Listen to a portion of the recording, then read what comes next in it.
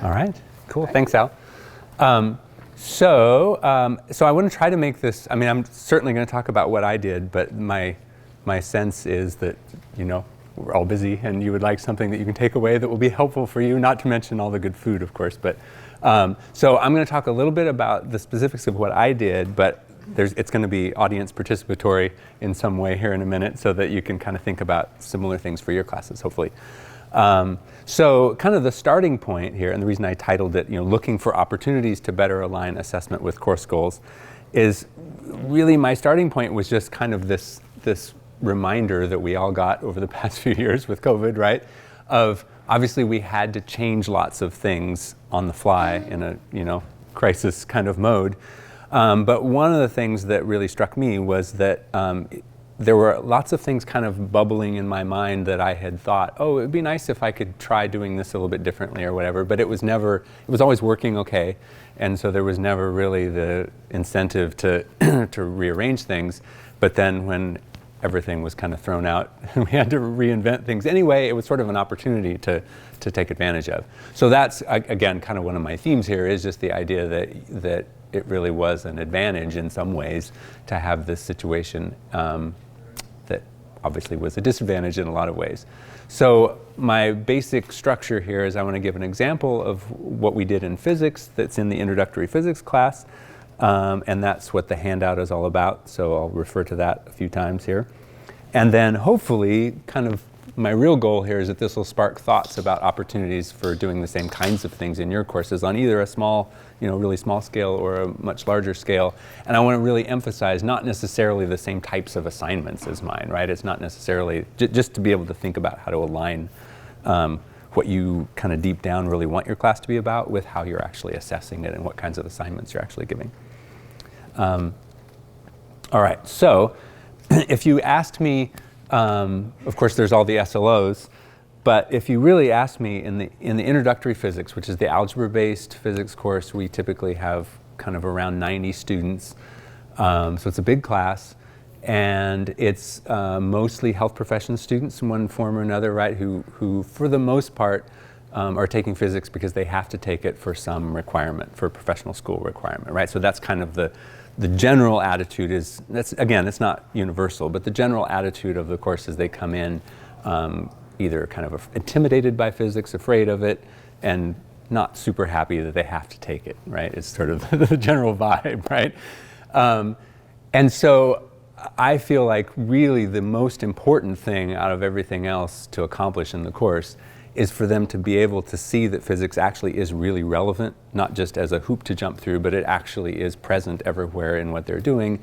And to be able, like I say here, to be able to, of course, learn the concepts and learn the skills, but also to be able to apply them to solve problems in their own area of interest, whether they're a physical therapist or whether they're a pharmacist or lots of things I'm probably not thinking about, but or even if it's just in sports, right? A lot of the examples they end up using are their own sport that they play, soccer or volleyball or whatever. So in my mind, in terms of how I'm thinking about the course, that's really the whole purpose of the course. And yet, if you look at the kind of traditional way that it's taught, I've kind of, in the past, I had woven in a few things, like we had learning journals to kind of get them thinking about this, but the learning journals aren't really assessed directly. It's just I just check that they're doing them.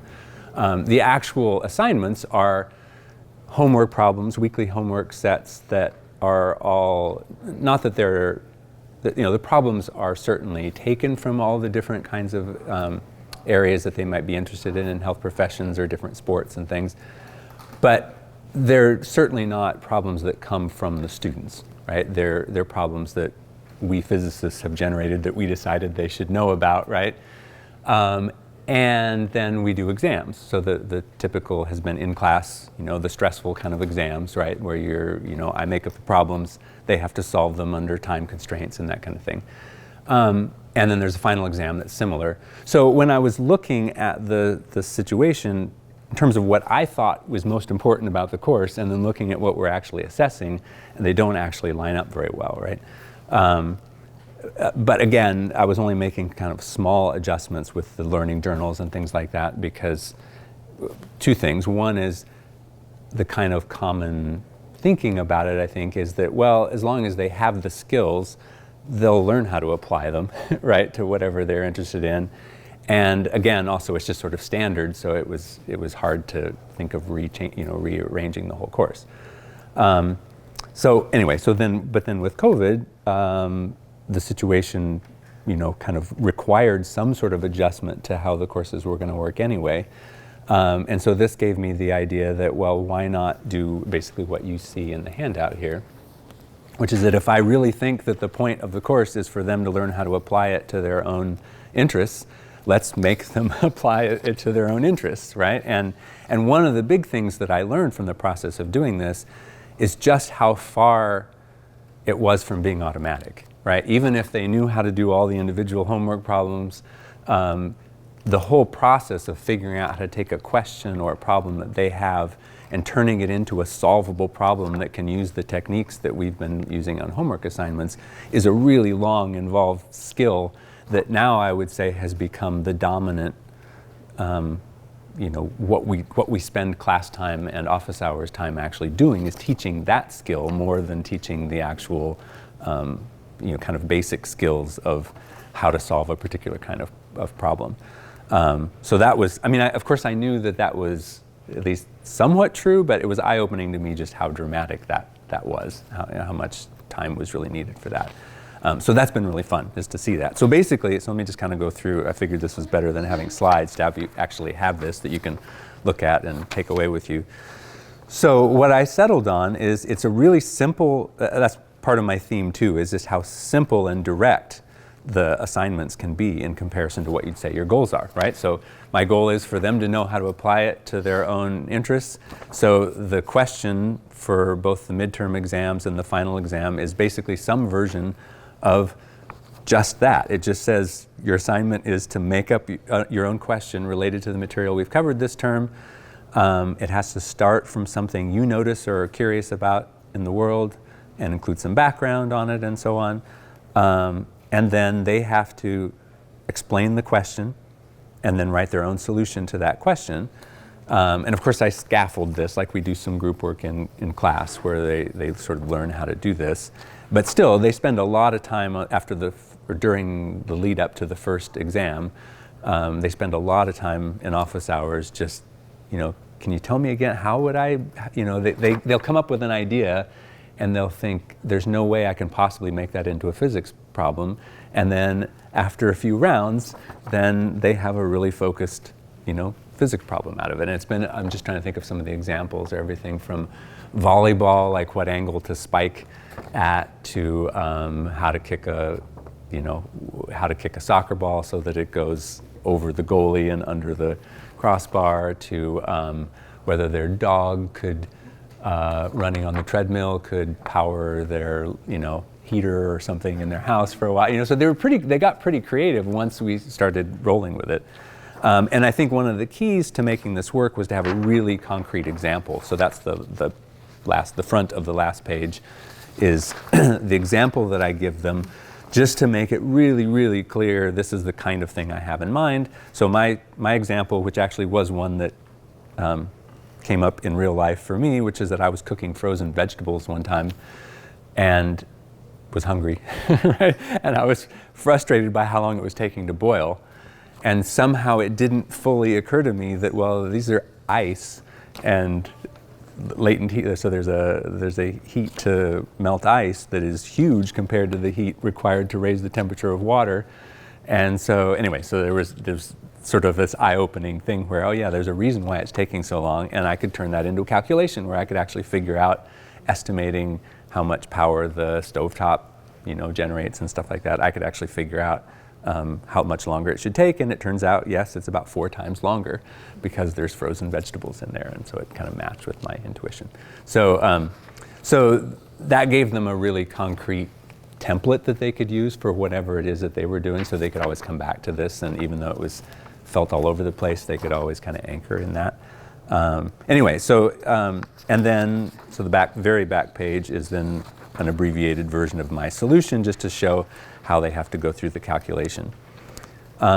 So now the course is really streamlined and really simplified, where we basically just have a weekly homework assignment that gives them the skills.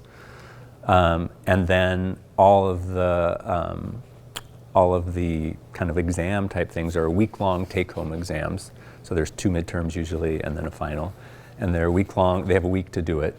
So they really have time to think about it. And the nice thing is that by the time I actually get them to grade, I've usually seen them a few times and I've already talked to them about it. And right, so rather than having to grade all of these just standard, workout problem kind of exams, I'm kind of already familiar with what they've done and I can kind of look through it that way. And then something that Robbie helped me a lot with on the back of the first page is the rubric that I have kind of settled on to use for it, and that's key too, because then it means that by the time I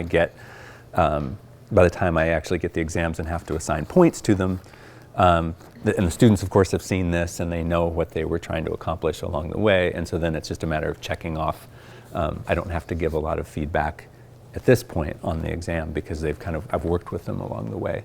And then it's just really checking off whether they did what they were supposed to on it. Anyway, so that's the kind of details of what I did, and I found that it's really been helpful in terms of just the energy of the students, right? Because then the whole class can now be structured from very early on around, which is kind of why I put this quote up here, that I kind of feel like the difference is that rather than basically teaching them all these skills with the promise that someday you'll do something useful with these skills, it's sort of like you're showing them right up front. It's kind of like teaching someone all the skills you need to build a house, and then someday letting them maybe build a house with it. You're sort of letting them design their dream house, and then as they're working on that, you're building up the skills that they need in order to actually do that.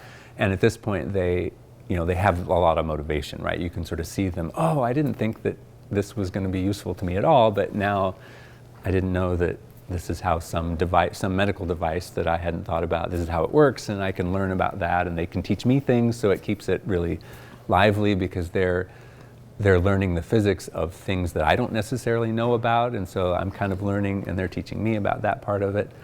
So it just kind of changes the whole dynamic of how the course works. And there are some limitations to this. Like one thing I think that is sacrificed is that this doesn't guarantee that on the exam that they've applied every skill that we think is important to them. And the trade-off is that I think the homework mostly does that because it covers all the material, but it's certainly not, it's not as comprehensive a test of what they know, because now if they want to, they can focus on a fairly narrow kind of topic and omit the things that were harder for them or whatever. So might be some tweaks in the future to kind of figure out how to make sure it's broader in some way. Anyway, so that's my example of sort of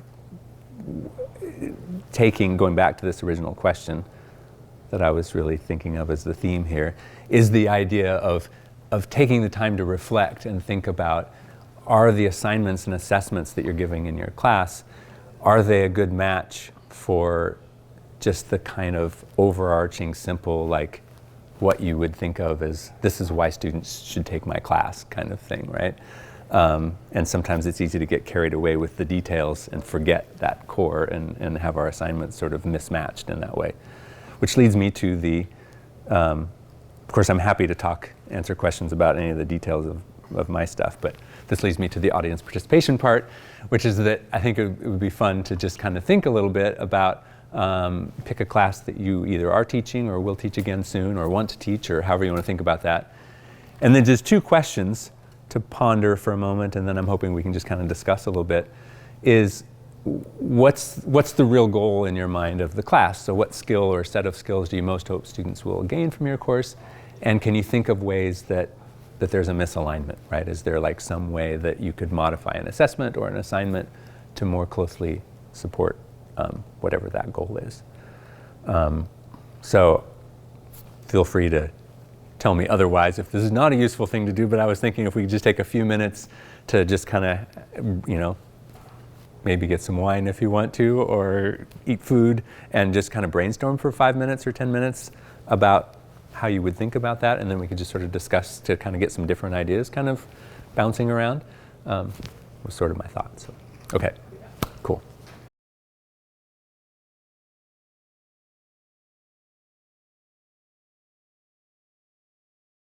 The exact same thing happens with this.